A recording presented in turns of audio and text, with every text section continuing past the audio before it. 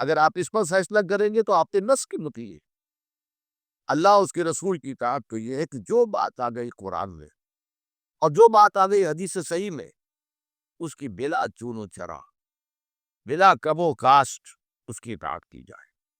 یہی وجہ ہے کہ سورہ نساء کی اس آیت میں جب فرمایا اطیعوا اللہ، تو دوبارہ اطیعوا کا لفظ آیا، واطیعوا رسول۔ یہ دونوں اطاعتیں مستقل ہیں، مطلق ہیں۔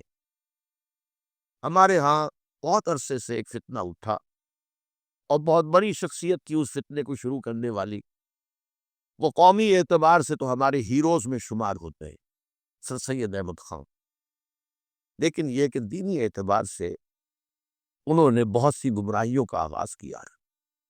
ان میں سے ایک استخفاف حدیث بھی ہے، حدیث کو خفیف سمجھنا، حدیث کو قدر و منزلت کو کم کرتے۔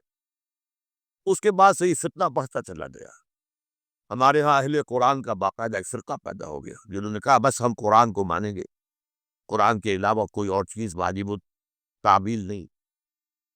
ایک منکرین حدیث کا طبقہ پیدا ہوا، ان میں ایک بہت بڑا شخص جو پاکستان میں فوت ہوا ہی، غلام احمد پرویز، انشا پرداز اچھا تھا، گفتگو اچھی کر لیتا تھا، اور ظاہر بات ہے کہ فتنہ وہی شخص اٹھا سکتا ہے جس میں کوئی صلاحیت ہو۔ بغیر صلاحیت کے نہ کوئی نیکی کا کام ہو سکتا ہے نہ بدی کا کام۔ بدی کا کام کرنے کے لیے بھی صلاحیت چاہیے، قوت چاہیے۔ یہ صلاحیت اس میں تھی، اس نے فتنہ پھیلا دیا۔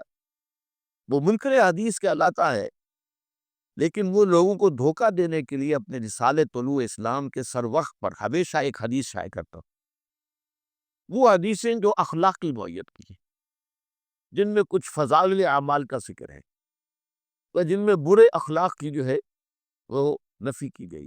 ظاہر بات ہے ان حدیثوں میں کوئی فقہی احکام اس سے مترتب نہیں ہوتے، یہ تو اخلاقی تعلیمات ہے یا ایمانیات کا معاملہ ہے۔ لیکن وہ حدیثیں کہ جن سے احکام کا استنباط ہوتا ہے، ان کے بارے میں اس نے یہ مستقل دے دیا ہے، یہ گویا کہ اس کا موقف ہے، یہ سمجھ لیجیے اچھی طرح، اس لیے کہ اس شخص کے اثرات ہمارے معاشرے میں کافی پھیلے ہوئے ہیں، اور آج اسی کی باقیات ہمارے ہاں خاص طور پر الیکٹرانک میڈیا پر بہت نمایاں ہے۔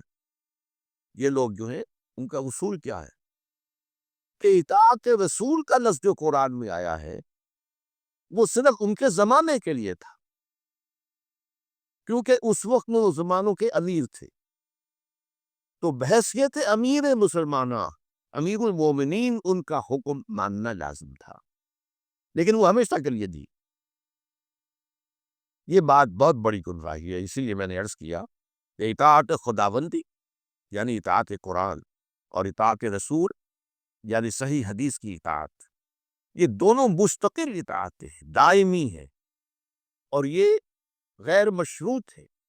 ان میں کوئی بات سمجھ میں آئے نہ آئے ان پر عمل کرنا۔